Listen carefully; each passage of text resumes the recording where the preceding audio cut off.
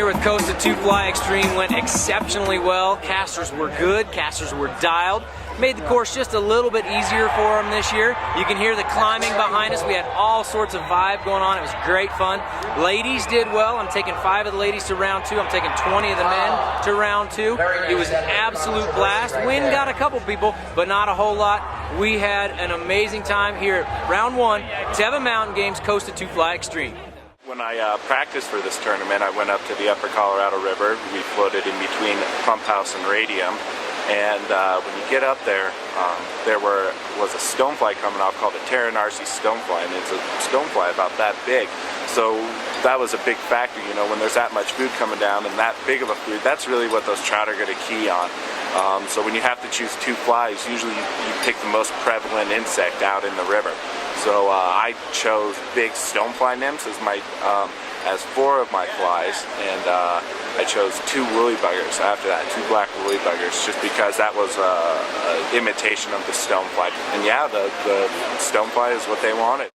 In terms of the entomology, this is a time of year when up on the Colorado, the giant salmonfly, which is known as the Teva californica, comes off, and there's only really 2 places in the state of Colorado where that happens. The Black Canyon down in the Gunnison, and the Colorado in Gore Canyon.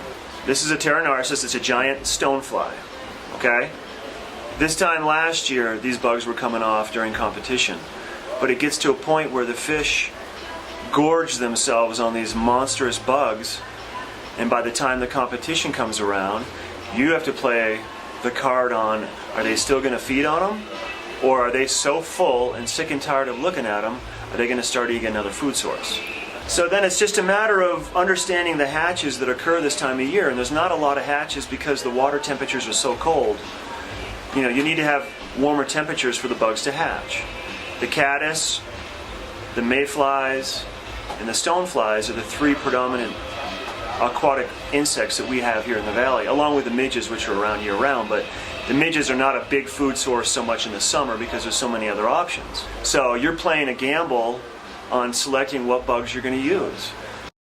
You know, last year when we were here, there were bugs all over the place, and these Teva, I mean, they're like 2.5 inches long, big and ugly, nasty looking legs, and pretty much everybody's flies are trying to imitate those things. And that bug, I just talked to Brandon, he was down here a couple days ago, they were flying all over, and that bug likes about 52 degrees to come out.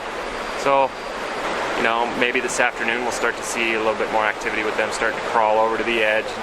When they crawl over to the edge and the water's getting higher and closer to the edge, all the fish move to the edge, and that's the magic, you know, when everything moves to the edge, bugs are there, fish are there, and hopefully we can put our flies there. That's my plan. 3, 2, 1, start time. See ya. You'll hear me say positioning in some cases. When in position mode, it means that fishing. Oh my! Oh my! Do not muscle it.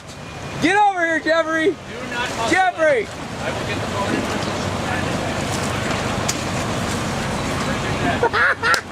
Oh, he's wrapped. Alright, sucker.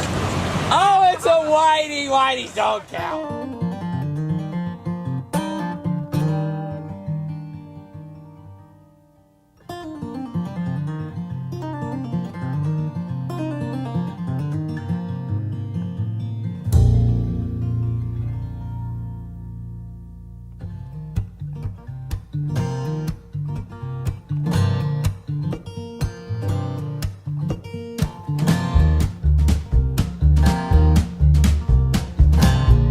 Hi, I'm Brandon Susi, and I work for Teva Creek Fly Shop out of Basalt, Colorado, and I just competed in the 2010 Teva Mountain Games, and I took gold in the fly fishing event. It was fun. I caught some really nice fish. I'll be back here next year.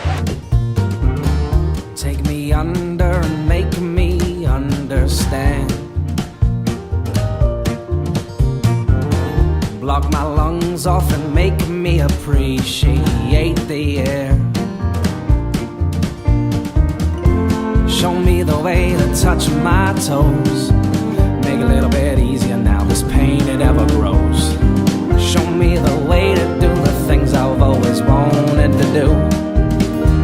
what you do.